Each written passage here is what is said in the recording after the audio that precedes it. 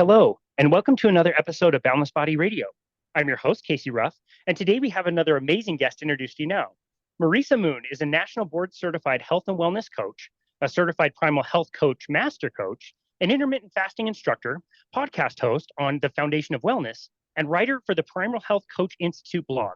Starting in 2014, after struggling with a frustrating digestive symptoms related to IBS, a leaky gut, a non-celiac gluten sensitivity, and possible SIBO, Melissa entered the field of nutrition by creating a blog called the My Longevity Kitchen, where she shared recipes that maximize nutrition and minimize toxins. Today, Marisa helps busy adults put an end to the confusion about what's healthy by encouraging ancestral principles that help her clients stop worrying about diet rules and find food freedom. She has created a very impactful project with her online program called Intermittent Fasting Freedom, where members can cruise through a variety of learning materials that help them to achieve a lifetime free of yo-yo dieting and reach their goals of weight loss or weight maintenance and achieve more abundant energy. She's the author of the 2024 book, Not So Fast, the smarter, more gradual approach to intermittent fasting benefits that last. She came highly recommended from our former podcast guest, Maggie Stewart, and mutual friend of ours. And it is such an honor to welcome Marisa today. Marisa, welcome to the show. How exciting. Thank you so much. I got really pumped to meet you, Casey, after I saw the amazing guests that you've had. We have a lot in common, and we really look up to some of the best people in the field, I'd say. We know some amazing people for sure. Maggie is wonderful. She's an awesome human being. And when she made the recommendation and introduced us, like there's zero vetting that has to go on. We trust Maggie completely. And I'm like, yes, we're reaching out to her. And so it was so lovely Sure. to connect with you and so happy to host you today. Yes, awesome. It's a Awesome. thrill. Thank you. Your book title is good. This is a little bit awkward way to start, but I'm going to suggest a new title since both of us really are fans of fasting. Your book is called Not So Fast. It's already been printed, but we're going to delete it and you're going to have to rename your book to be Fasting is the Best Thing Ever for Everybody all the time and everybody should do it. Working title. What do you think? Everybody should do it with my method. That's the Uh, problem is like, yes, I think intermittent fasting is amazing. Yes, I think everybody should do it, but at what capacity, at what speed? There really needs to take into consideration your unique circumstances, which are always changing even for you. And so this book is sort of like waking people up to the fact that we can't just look at this like another quick fix and we can't look at it like another personal challenge. We just need to hustle our way through, power or will our way through. It's not going to work that way. Your body's going to fight back. Yep, absolutely. That's why I love the way you approach the book, the way that you do. And it is very nuanced. You would think that, nutrition is nuanced enough, and so many people have so many different approaches to nutrition. You would think not eating would also be very simple, but it's interesting how something that I would consider like a gold standard practice that could work for everybody still has many nuances, many caveats, and need to be done with intention to be done properly. Oh my gosh, I had no idea that I'd one day be writing a book on intermittent fasting because even when I decided to niche down and specialize in intermittent fasting as a health coach, I thought, how long could this possibly last? How many questions could people possibly have about intermittent fasting? But it became almost immediately apparent in my one-on-one and group coaching experiences that there are a lot of reasons people have questions. And if they don't have the questions, there's a lot of reasons I'm urging them to reconsider, readapt, or, revise their plan. And so that book, honestly, it could have been two books. I mean, it's just so hard to be concise about something as complex as human health. And we're fasting to improve our health. So there's a lot to consider.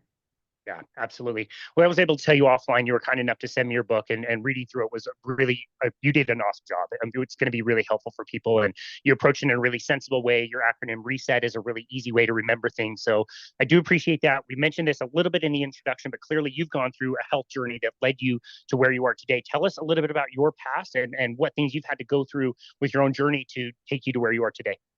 Yeah, it's quite a bummer when all of a sudden, as an adult, you develop a food allergy or food sensitivity. I was like 28 years old and like suffering with IBS symptoms, dating my now husband, but I'm dating him and I'm like, oh my God, like I don't even want to sit by him because I have gas, or I'm like humiliated if I'm going to have to run to the bathroom. And, when you have IBS that's associated or like combined with diarrhea is like a really like just, I don't know, makes you feel very shamed and like disgusted with your own body.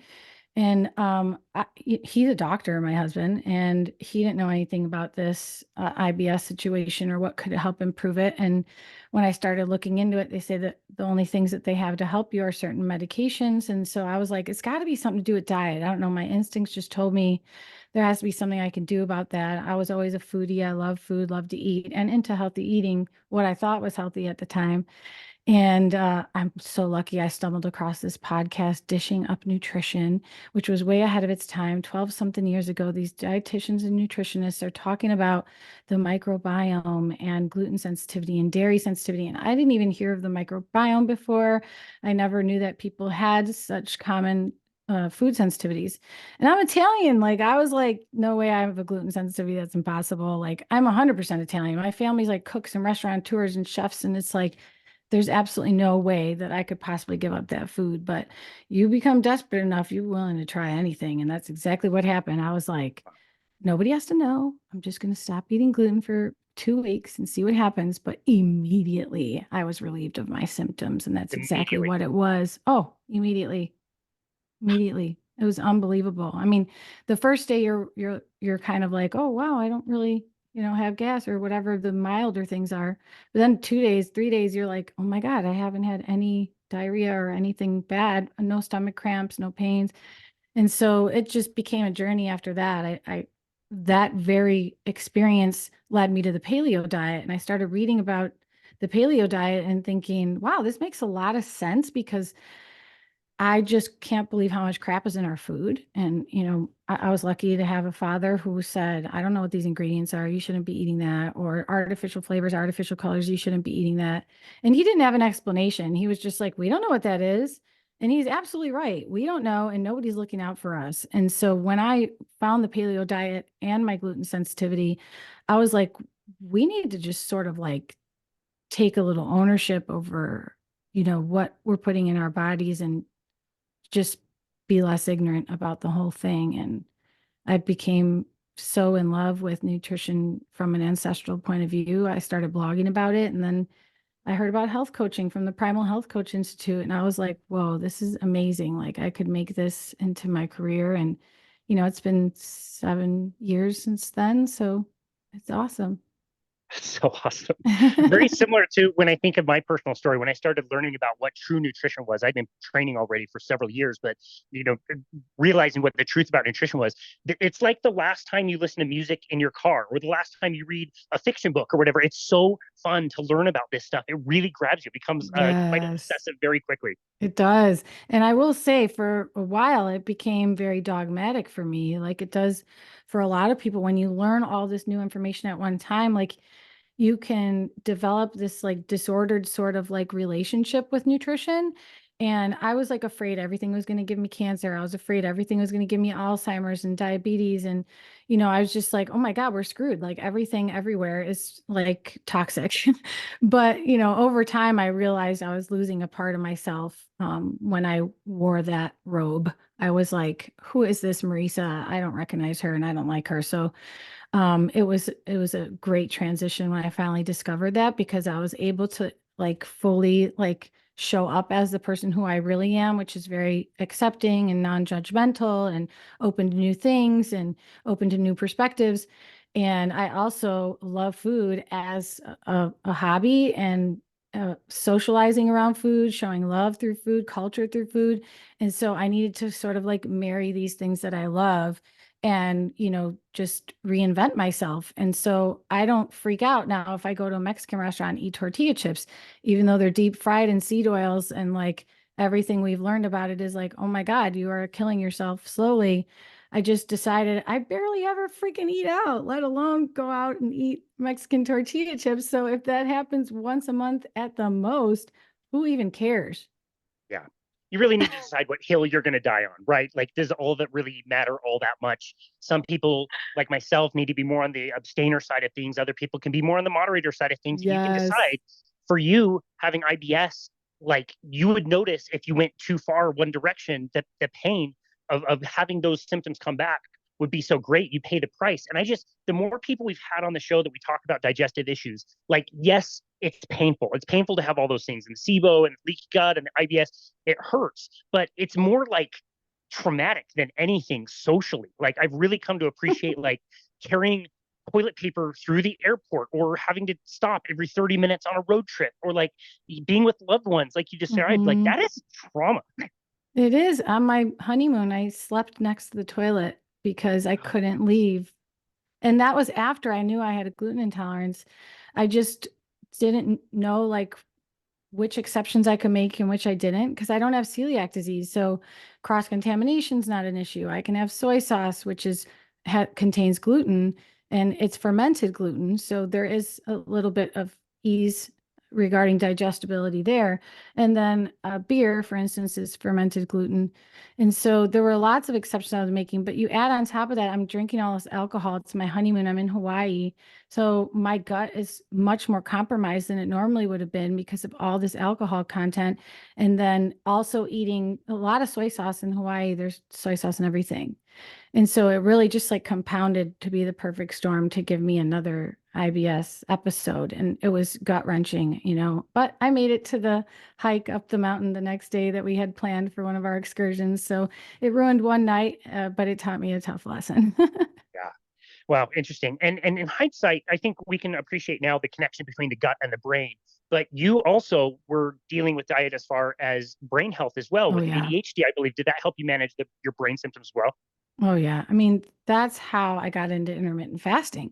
So, of course, the paleo diet and the Primal Health Coach Institute, they both introduced me to fasting just because ancestrally it makes a lot of sense. Like humans have always gone through times where food was not readily available, and humans have not had much control over that. Although now we do, we're trying to incorporate that intentionally because we have evidence that it's genetically favorable for us to have that experience. Our genes, our DNA expect us to go through times without food. And there's these incredible adaptations that happen that give us more life.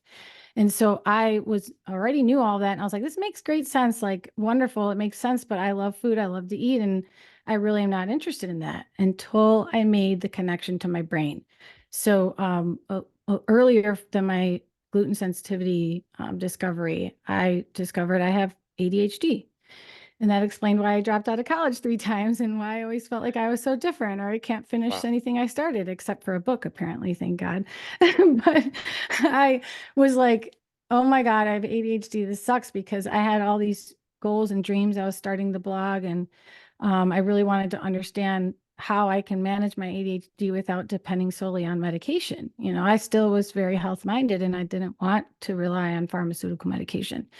Although it's still part of my life, I do take pharmaceuticals for ADHD. I just needed to figure out how to optimize my brain as best I could without that. And so I didn't depend on it. And that's when fasting just made so much sense. I was like, oh my God, fasting requires, I mean, your brain requires so much energy and resources and oxygen and blood flow, especially this critical thinking region in the brain, our prefrontal cortex. And that's where ADHD impairments really show up. It's our executive function center in the brain. So, like, really, all of this self management and critical thinking, all of those things that we're required to do every day just to be an adult and have a job and follow through with our duties is requires a lot of executive functions. And I was thinking, I learned so much about digestion because of my gluten intolerance. And I'm thinking like the digestive system requires a lot of energy, blood flow, resources, and oxygen. And so when I'm eating in the morning, I'm taking away those resources and demanding them to my digestive system. And no wonder my brain checks out. Like, no wonder my ADD is really hard to deal with. And so over time, this is what just became a way of life for me. No big deal. I didn't like think too much about it, but that's why I fell in love with fasting. Fast forward, and I'm, teaching my online program and all these things with intermittent fasting. I'm like, I should probably test this theory somehow. And I found this psychologist, Dr. Sam Afara at Synapse Chicago, and he specializes in doing KEEGs or some type of EEG on the brain where they do what's called brain mapping. It's like 100-page report on the different energy and wavelengths in your brain centers. And he specializes in ADHD for that specifically. So I called him up and I said, can you brain map me to test this theory I have that my ADHD is far worse after I break my fast. And he was like, I'd be really surprised if that was the case, but okay. He was excited to try it. He just didn't think that was going to be the case. And so I went to his house. Actually, he was willing to do this like on the side because for both of us, it was like research. And I was fasting, and I was only like 14 hours fasted. I didn't take any ADHD medication, no caffeine. And he did a brain mapping session. And then I ate a salad with sardines and avocado, cabbage, tomato, and a homemade olive oil based salad dressing right in front of him. And then a half hour later, he did another brain mapping session. I got all these electrodes stuck all over my head. And he was like, oh my God, this is so statistically significant. I'm actually quite shocked, but you were right. You're much more prone to distractibility, depression, irritability, mood swings, your energy lows. He's saying like he's showing me side by sides of my brain lit up in red in this state, and no, it's not lit up barely at all afterwards. So I talked about that on my podcast, one of the episodes on the foundation of wellness, and showed some screenshots of the brain mapping results because I felt so validated because, if you learn a little about intermittent fasting, ideally we would be fasting more with the sun going down. We would start fasting at night. We wouldn't be eating after dark, but it's hard for a lot of people to do because of our culture and family and societal things that bring us more joy and peace in our lives. I was like, I'm fasting in the morning, but I really should be fasting at night. But turns out that's what's best for me. Not only it's easier, so yay, that's awesome. It's easier, but it's also that I get a lot more work done. It's better for my ADD. So Yeah. Wow. That's fantastic. What a wild story. And must have been oh so interesting to contrast those two. my That's God. way wild. Wow. Okay. Well, before we started our company during the pandemic, when we got placed on unemployment, I was working on a metabolic cart. I did that for over a decade. And so I was very much used to seeing people come in after doing restrictive diets. They've restricted calories. We measure their metabolic rates. And we could tell they've suppressed their metabolic rate. They're not burning nearly as many calories because they've been training themselves to eat less. And they almost always felt miserable. They felt really cold in their hands and feet. They had poor energy. They had tons of cravings and all that stuff. So we knew if somebody restricted, they would crash their metabolic rate and it would reduce. And it took me forever to understand why this other subset of people were doing a form of calorie restriction in the form of intermittent fasting, or what I would have thought is a form of calorie restriction, because they were only eating once or twice a day. Clearly, they weren't getting very many calories, but to see their metabolic rates not only like maintain where they should have been, but to go up by hundreds of calories was like mind blowing. I couldn't figure out like what was different between the person who is eating frequently but eating less versus the other person who's eating infrequently and may still be eating less, but their metabolism is going gangbusters. Can you explain why that happens? Well, I'll do my best, but you might have done more research on this very thing than I have. The thing that we need to understand is our metabolism is working hard when we're fasting because it's metabolizing your body fat. And so there's a lot more going on than just that, but it is literally breaking down your body fat and using those calories to fuel you. And so you don't need, like, your body becomes so much more calorically efficient that it can do the same or more on fewer calories. And we're just designed to be able to function like that. But we were trying to hack it the wrong way when we went through this low calorie, low fat, eat 6 times a day dieting craze. Yeah, totally. That was a great explanation. I like the way that kind of Jason Fung explained it. I think he was the first person I took in his content and like, oh, okay, this makes sense. Where it's like you've got the fridge up in the kitchen that you can always like refill, and as long as you have food there, it's really convenient. But you might forget that you've got like a chest full of half a cow downstairs. But if the fridge goes empty, then you might go downstairs and find the other food. And your body's kind of the same way. If you're constantly eating, even if you're eating less, you're getting energy from food and you're not getting energy from your stored body fat. So it was a great explanation. I love that. Thanks. Yeah. I mean, we have an endless amount of storage for fat, but we have very limited space for carbohydrates. And so when we turned into a nation of eaters that have carbohydrates as the base of their diet, we just never allowed our carbohydrate stores to empty, which would then prompt our metabolism to use body fat for energy instead. We're, again, designed to experience that.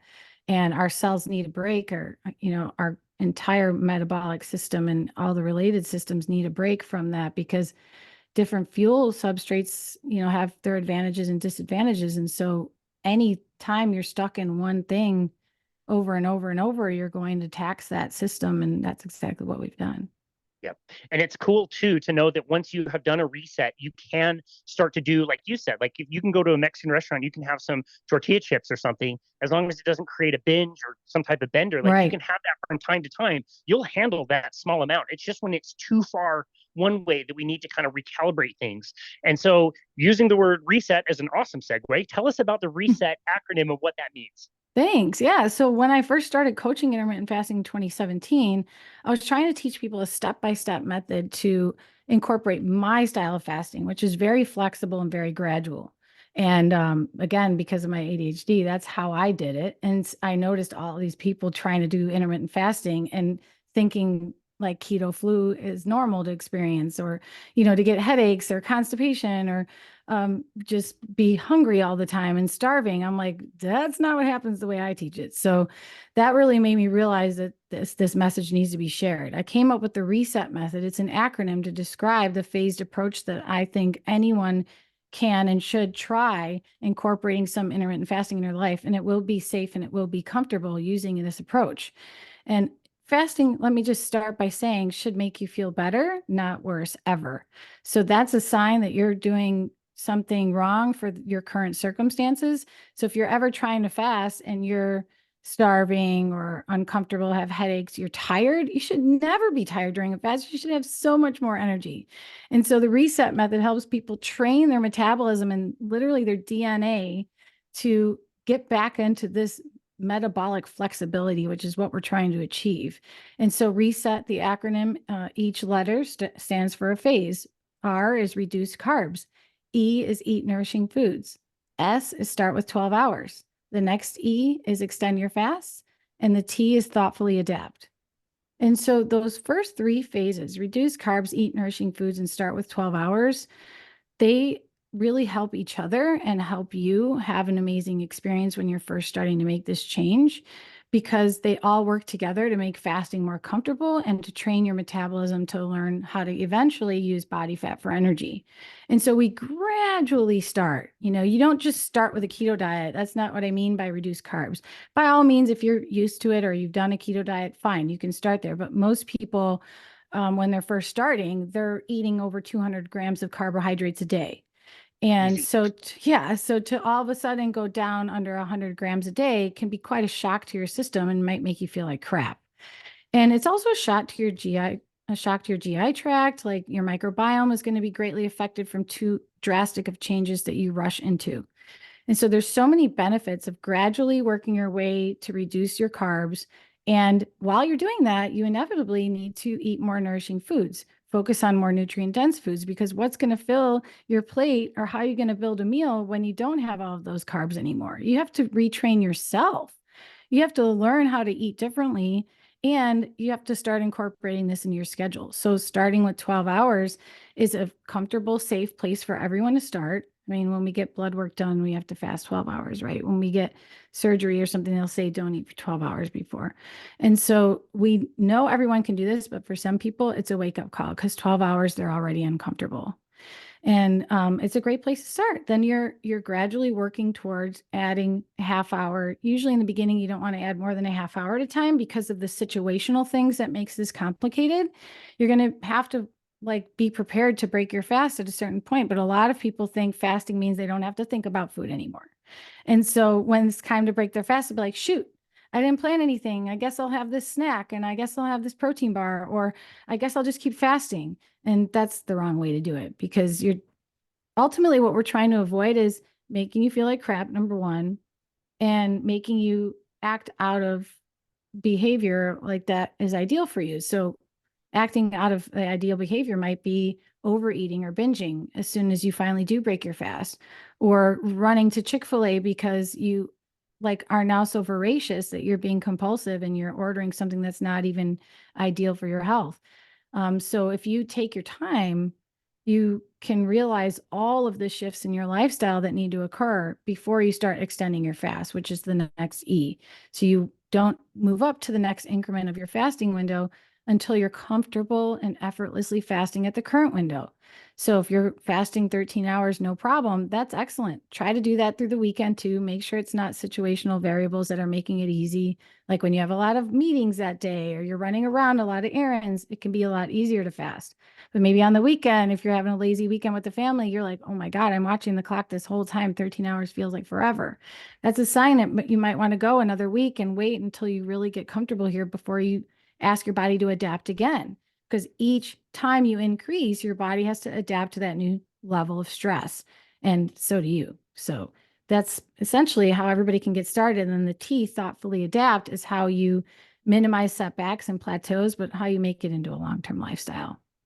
Yeah, I love that. I think that's so important to include in the conversation how you're going to implement this long term. If we go back to the starting, the first one, reduce your carbohydrates. What are some practical tips and tricks for that person who maybe is eating 200, 300, 400 grams of carbohydrates a day? Are they focusing on different types of carbohydrates? Are they, how gradual do you want them to be moving through that phase?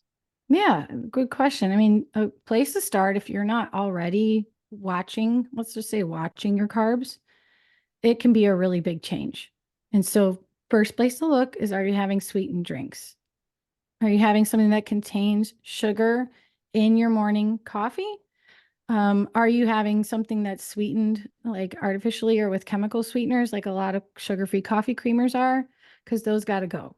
That's a big step for some people alone. And in my book, you probably saw, Casey, there's two ginormous chapters on coffee because there's literally like so many things that you can do to make your coffee taste amazing. And there's also so many things you can do to screw up your fast because your coffee, but you don't need to have black coffee and water during your fast. So I have plenty of ways to show you how to make coffee still enjoyable, but that alone is a big leap for some people.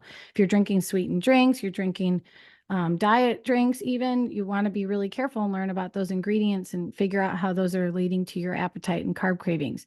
But let's say you're doing that, you're doing great in that area. You're going to just try one meal a day that doesn't have bread, pasta, rice, or flour-based foods. Okay, that's a big change already too for some people. So maybe at lunch you always have a sandwich or something wrapped in a tortilla or on a bagel or whatever. It's gonna it You're gonna have to think differently. You're gonna be eating with a fork and knife. You're gonna have to ask a restaurant to give you something without the bun because expecting yourself to take it off the bun yourself when it hits the table and especially in the beginning is just setting yourself up for self-sabotage. And so starting with just one meal a day that you replace those carbs with more vegetables and more protein is a great way to get started, because just by doing that, you can very easily get your carbs under 150 grams a day, which is the super beginner level of how you're going to slowly adapt to a lower carb lifestyle. If you're under 130 grams of carbs a day and you're doing like 12 to 14-hour fasts, you're already going to be gradually training your body to not depend on carbohydrates so much. But without exercise, you're probably going to need to bring it under 100 grams of carbs a day to really achieve that breakthrough. So I usually tell people when you're around the 14 mark, like 14-hour fast and up, then we're bringing those carbs under 100 grams. And that's when you're going to get closer to being more effortlessly fat burning and metabolically flexible. And then over time, if fat loss is your goal, or you really want to achieve that next level of optimization, you would try to keep your carbs under 50 grams. But that's pretty advanced. That's a complete lifestyle overhaul. And everybody, we have thousands of people we each know that have done that successfully and love it. It's life-changing. It's tremendous. And I think everyone should experience what that feels like, because one of the most remarkable things about it is you're not hungry anymore. Yep. It's like the most welcome thing that ever happened for me. I was like, I never thought that I could be free from the grips of my relentless appetite. I just could eat and eat and eat and eat forever. I would eat until I couldn't breathe anymore. And I would say that. I would literally, after I eat, I can't breathe. I can't breathe. I'd unbutton my pants. In my family, it was like a normal thing. We'd lean back, unbutton our pants. It's a little ridiculous when I hear myself say it, but it was a way of life, Now that I see what it's like to live without I'm hungry, I think about food just like anyone else, but that's because food's interesting. Our brain loves food. Like, we are wired to seek it out, but I'm not hungry. I don't remember the last time I said I'm starving, and I feel so much freer like that. It's so awesome, and you take it for granted after a while of what that used to feel like, and the idea of, like, for example, going on a trip. and you're just not tied. You go do stuff, go paddleboard, and like go Yes. explore a city. And it's like, if you come across food, like awesome, you can stop and eat. But Yeah. it's not like we're planning our breakfast and then the breakfast snack and then the lunch. Like so much time wasted centered around food. The food freedom, I think, is so underrated. Oh my God, me too. It's one of the most immediate benefits. I will say that in the group programs I've ran, I have people who are not interested in intermittent fasting or who don't want to go low carb. Maybe they've had experience in the past and they think it's not going to work for them. I'm like, just trust me that the reset method is going to meet you where you're at, and we're not going to push you to keep going if you don't feel better. And every single person who tried it felt better, so they wanted to keep going. So just start with 12 hours, try replacing one meal a day and those sugary drinks, um, to reduce your carbs gradually, get under 130 grams of carbs a day. And in just a matter of 2, 3 weeks, you're going to notice like you are thinking a little less about food, or it's easier for you to stop, halfway through the bag of chips than it was before. Okay, well, you've already mentioned something that is going to start a fight between fasting experts. I've had people come on my show and say, absolutely, this is the hill that I'm going to die on, and it's coffee. I Oh God. still, I know. I still to this day, I do fatty coffee. So I have less than I used to, but I have, typically about 3 cups of coffee with maybe 3/4 of a tablespoon of, grass-fed butter. I do MCT oil and I do salt in my coffee. And I find that that's a nice little mix. It's kind of more savory. I don't miss the sweet. I notice mental benefits, especially with the MCT. And so I continue to keep it in. I question whether it's necessary, whether it could potentially be causing any harm, if I could be leaner by eliminating some of the fat. Again, some fasting experts, this is exactly the hill that they would die on. And they tell people, like, no, Hmm. you are getting rid of fatty coffee, you're drinking your coffee black. You've got a different approach to that. Maybe you can reiterate Yeah, boy, do I. First of all, I discovered fasting through bulletproof fasting. So the bulletproof diet, coined by Dave Asprey, and bulletproof coffee, he was emphasizing we should fast with bulletproof coffee because these fatty acids from bulletproof coffees made with unsalted butter and MCT oil, which is a fractionated version of coconut oil. And Dave Asprey just figured out through a series of experiences of his own and a little research that our cells can release more fat when they are sent these certain signals from the foods that you ingest. But in the absence of carbs or protein, you are not triggering insulin, and so you're still in a fasted state, and your cells get ketones readily, even if your body's not effectively making ketones yet. So you're not fat adapted. You're not even eating low carb yet, but you're providing ketones thanks to the MCT oil.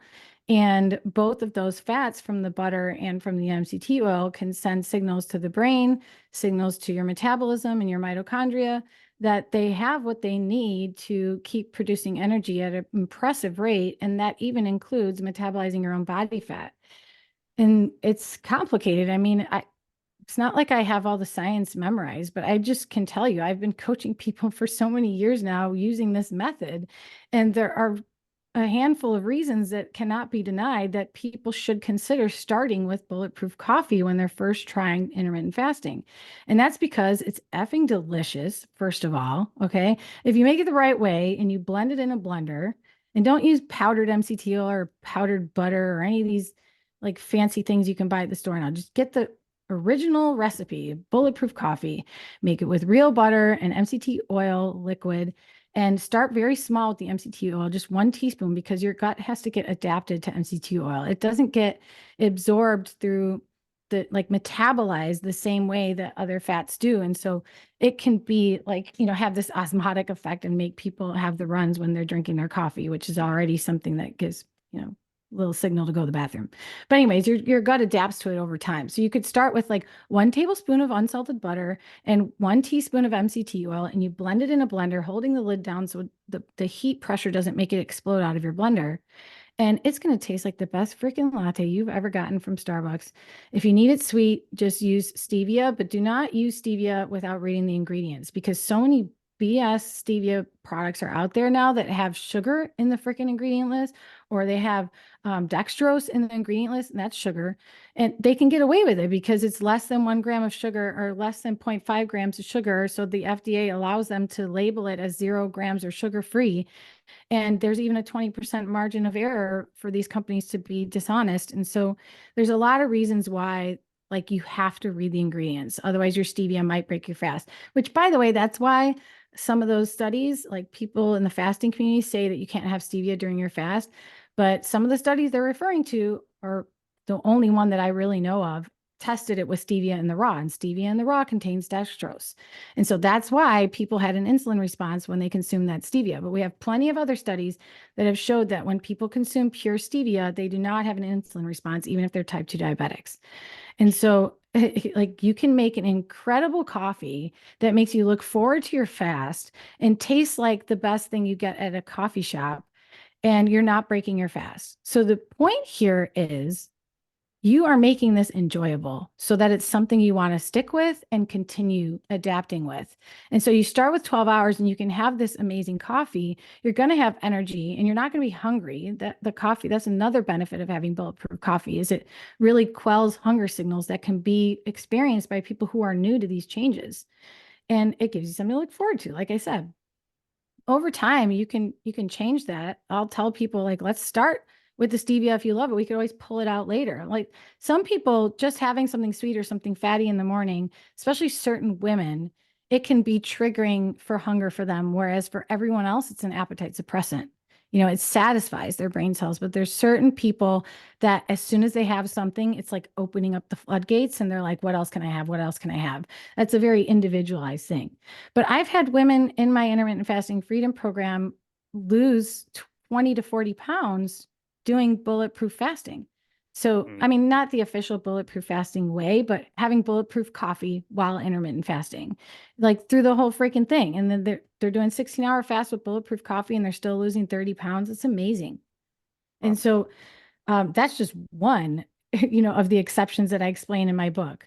But there's just tons of exceptions that you can make. And even if you do black coffee, like, I give away a bunch of free resources in my book. And one of those is 7 black coffee hacks to make you hate it less. And because I went through this myself, I was like, I feel like a phony if I'm only teaching bulletproof coffee fasting and other types with stuff in your coffee. I'm like, I need to at least experience it with black coffee, but I couldn't tolerate black coffee on an empty stomach. It made me have this like burning sensation in my chest. It's hard to explain. It's not like acid reflux, but it's very similar. And I didn't know what the heck was going on there, but I tried having apple cider vinegar before I drank my coffee, and bam, immediately I don't have that problem anymore. So I would just mix 1 tablespoon of apple cider vinegar with about 4 ounces of water so that it's still tart and tastes vinegary, but it's not so acidic that it can, ruin my esophagus or my tooth enamel, stuff like that. So I would just have that shot in the morning while I'm making my coffee, and then drink my coffee as normal, my black coffee, and then have none of that burning sensation. You can also use digestive bitters. Those are 2 of the hacks on that 7 hacks to make your black coffee, or to make you hate it less. You can also blend it in a blender, just plain. You're aerating it, so it makes it taste creamier. I mean, there's a lot of things you can do. And first of all, if you're going to try to switch to black coffee, you're going to notice how much your coffee sucks. Totally. You don't know it sucks right now because of all the stuff you put in it. But once you take all the stuff out and you try to drink it black, your coffee probably tastes nasty. And so, I learned that too. I found a coffee that was absolutely delicious black. It makes all the difference. But if I use my Nespresso machine, Nespresso is supposed to be like the most amazing. But if I use that one, my coffee by itself tastes like crap. But if I use this like organic Arabica, one that I grind the beans myself, do a French press, it tastes amazing black. But there's plenty of things like that, Well, that's awesome. I really love that approach. And one of the main criticisms when, quote unquote, the keto diet was getting really popular is like, you're never going to have good health results when you're eating piles of bacon and you're melting sticks of butter in your coffee. And it's like, okay, first of all, I've never seen anybody eat piles of bacon and Yeah. melt sticks of coffee or butter in their coffee, like maybe a tablespoon or 2, but nobody is like taking an entire stick and melting it in their I coffee. know. So That's so true. like, come on. Okay, so I really appreciate that insight. It's something you hear a lot about, and so I think our audience will I appreciate know. that It's as so well. exhausting. Like, let's just face the facts here. Anytime throughout history that humans were fasting or their body was in a fasted state, they would like snack on or nibble on anything they crossed in their paths. Okay, so fasting doesn't have to be this rigid black or white thing. That's not how humans have always experienced fasting. And then we also have experts like Walter Longo, the world's leading fasting researcher, who's created Prolon and the fasting mimicking diet. I mean, I don't agree with everything Walter Longo says because he's like a plant-based advocate, but that just happens to a lot of researchers because all they do is look at the research and they don't look at real life. But um, he has meticulously tested these products that are in his fasting mimicking diet, Prolon set, that allows people to stay in a fasted state, does not trigger insulin and does not turn off fasting pathways, does not disrupt ketone formation, even though they're eating something that contains a few grams of protein and 10 grams of carbs. Like, how is this possible if what everybody else is saying is true? Well, it's possible because your body has nutrient sensors that helps it weigh the pros and cons of turning off all of these fasting pathways. Like, making that metabolic switch from being in a fed state versus a fasted state, your genes are like turning all these switches on and off to change how it's going to metabolize things and how it's going to have energy. So when it's in a fasted state already, if you introduce something small, like you just happen to have like a blueberry, people would ask me, "Oh, I was making my kids lunch and I accidentally ate a blueberry. Did I just screw up my whole fast?" I'm like, no. I'm like, first of all, whether you did or didn't, we're not going to have the data of this very situation to know exactly for sure. But second of all, no, you did not, because your body doesn't require much insulin or much glucose, if any, to handle this situation. And it's not going to turn off all your fasting pathways and metabolically switch you over, turn off all those genetic switches, because that is energy intensive in itself. And that one blueberry is not enough to tell your body to, that it has what it needs. Your body is so intelligent. It's going to say, like, okay, what I just got right now from that bar in the fasting mimicking diet, did I get enough nutrients to turn off all these fasting pathways? Nope, it's not going to meet the needs that I have. So I'm going to keep these fasting pathways on. So, it's just not clean fasting, dirty fasting, and all that crap that everybody says out there. Yeah, gotcha. Well, I appreciate that. That's great. We're not going to have time to go over every single acronym, but I did want to ask you about the second one, which is eat nourishing foods. You mentioned a plant-based diet. What to you are nourishing foods? Well, I mentioned a plant-based diet just because it's trending like crazy and because there's a lot of misinformation out there. I I dedicated a couple chapters to protein in my book, especially the conversation about animal protein and all the myths out there, including what it does to the environment and things like that. Because I think it's time that a lot of us start sharing other information that shows a different point of view, that takes into consideration things that are not backed by, some of the largest corporations or lobbyists or people who have agendas that are rooted in propaganda to support their plant-based business or whatever. I think it's tough conversation to have, but I will say a very few percentage of our population has the right genetics to sufficiently meet their nutrient requirements through a plant-based diet. Okay, plain and simple. I think we have all the evidence we need that humans have always had an omnivorous diet, and any group of indigenous people in this world today would laugh at us trying to fix our health by being plant-based, because they have such wisdom and understanding of where we get our nutrients from that they would think that's hilarious that we think we need to remove animal products, because to them that is the most life-giving thing that they can potentially access for them and their tribe to continue to thrive. And so we have sort of lost this common sense understanding of where food comes from. And one thing to understand at the base of it is that we are part of a big cycle of life. And we, as humans, eat ruminating animals, for instance, the meat of a deer, known as venison, the meat of a cow, known as beef. We eat the meat of ruminants because ruminants means they're grass grazing animals. They ruminate and they have a rumen in their stomach, and it's an extra stomach that we don't have that's churning these ingredients and allowing them to absorb nutrients from the grass and from the plants and seeds of grasses that we never could. We don't have that capability built into our biology, but those animals do.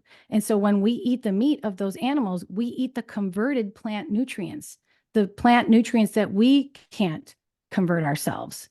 And so even though we have a messed up food system, and I agree that most of the farming methods are a disgrace, I do not support those farming methods. I buy my meat from regenerative local farms, which again, I understand is not equitable or accessible to all. But this is about, is this about our individual nutritional needs? Because if it is, you need to wake up to the fact that your body is most likely to require animal protein to have a complete diet and for you to thrive. Most likely. Okay. You're going to hear stories about people, miraculous people who can, build all these muscles and stay really healthy on a plant-based diet. But I'm telling you, that is probably 1%, 10% of the world maybe has the genetics that you need to convert a lot of the plant nutrients into the bioavailable ones. But those individuals who also go beyond that and are able to build muscle and compete and, just really outperform athletes, then that's probably less than 1% of the population. Yeah, very well explained. I love that. For some people, doing what I do, what I've done, go to a carnivore diet and basically only eat the animal products and not have any plant products is beneficial. I get less cravings. I don't miss them. I don't tell everybody they need to do that. I don't think everybody needs to do that. I think everybody can do what you said and have an omnivore diet.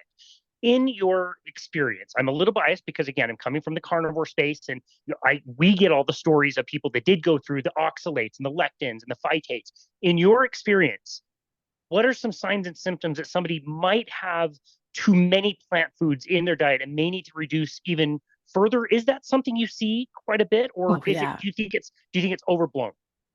No, one of the most common things I see is SIBO symptoms. So if you're bloated and have gas, or you're uncomfortable, and bloated is really like the only way I know how to describe it.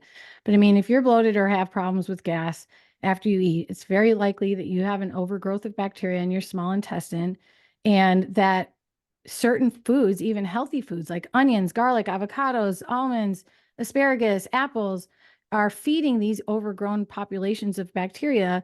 And those bacteria are, they eat the food and they're partying, and then they poop out these gases that turns into the gas that you experience, but it's in the wrong place. It's in the wrong intestine. It's not supposed to be in the small intestine, and they're not supposed to be outnumbering the other strains of bacteria and microbes.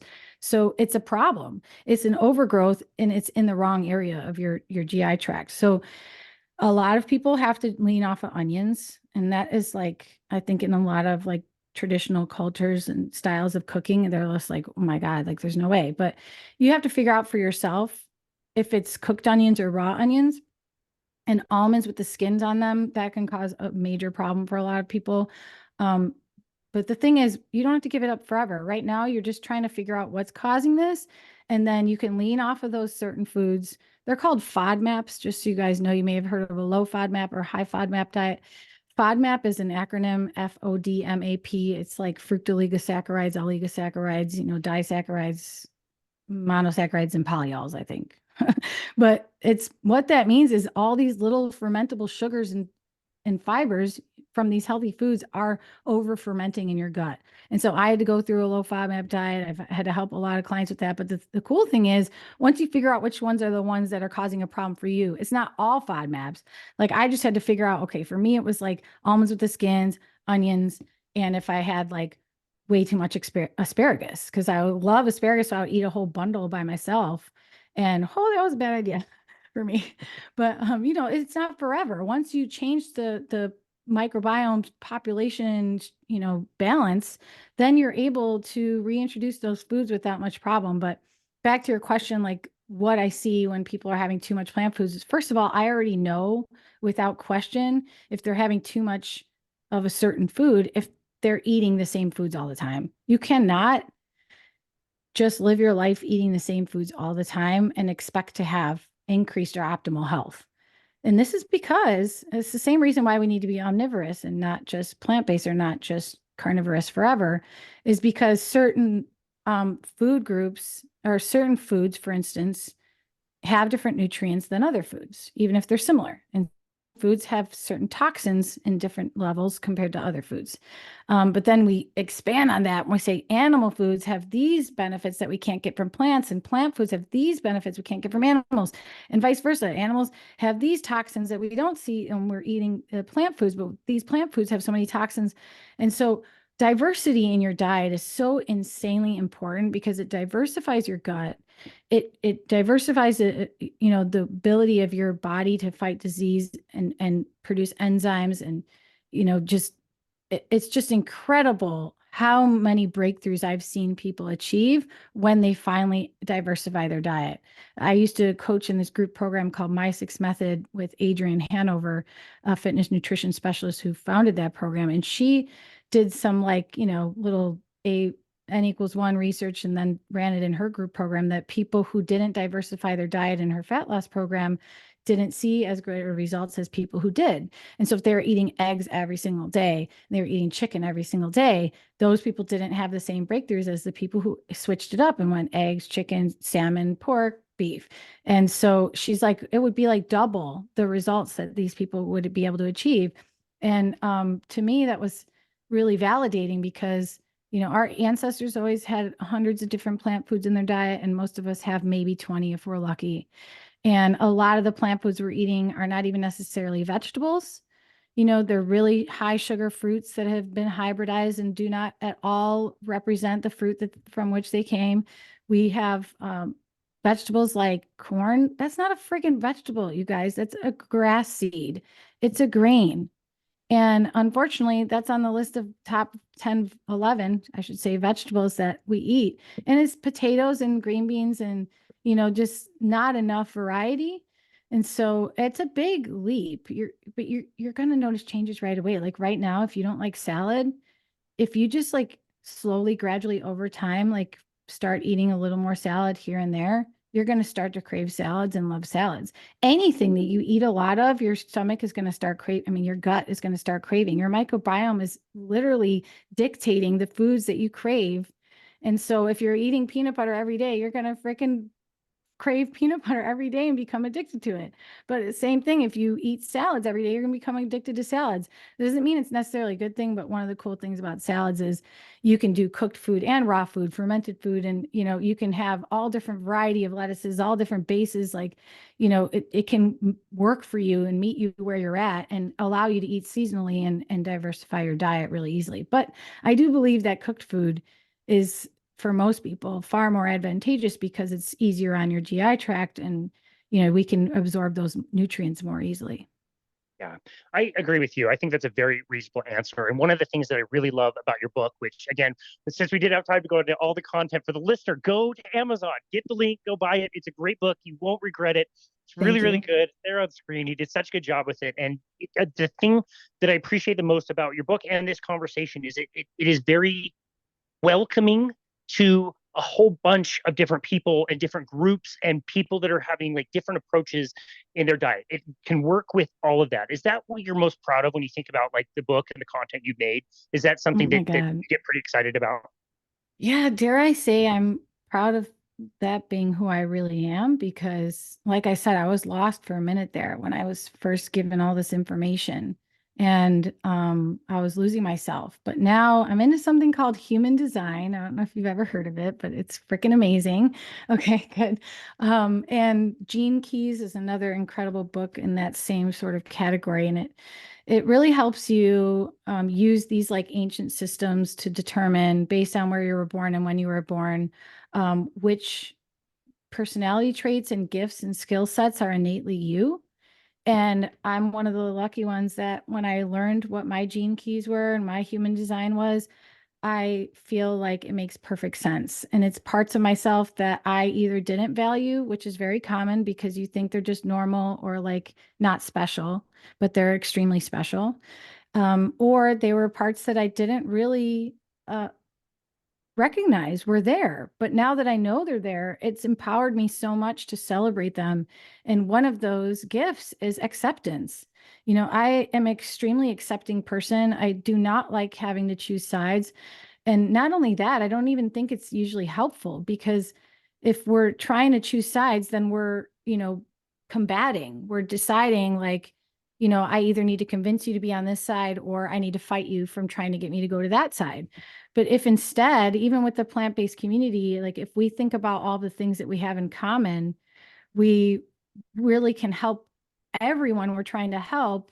We can diffuse this confusion around what's healthy, which is my mission. I want to help people end the confusion about what's healthy, because it's really, to me, rooted in ancestral health and then enhanced by your own personal values. And there's always going to be people who have personal values that lead them to a plant-based diet. There's always going to be people who have personal values that's going to lead them to a carbohydrate heavy diet. And I'm going to work with you on managing those priorities, because you need to have sort of like a hierarchy of values and priorities in your life that may be ever changing. Because right now, the most important thing might be you getting this promotion at work, and, making sure that you're honoring your faith with God and that your family is taken care of. And sometimes that gets in the way of you getting enough sleep and you eating the right foods and making time for exercise. And it's okay if you accept that as a chapter in your life. I will too. But you can't come to me and say, I really want to lose weight. I really want to lose weight. I really want to lose weight, and not prioritize the things that you need to prioritize to get there. Like, I'm not saying you can't. I'm just saying you're in conflict. The things that you say are in conflict with the things that you are doing. And it's important for us to recognize that and consider if this is a season where health is not your biggest priority. Yeah. Wow. Well, that is a lovely answer to the question and a lovely way to close this conversation. Marisa, this has been awesome. I know this was a total flyby on your content. So many avenues we could have gone into, but I appreciate this conversation. It's been really awesome and definitely learned a lot. Where can people go to find you and connect with you and your work? Thank you so much.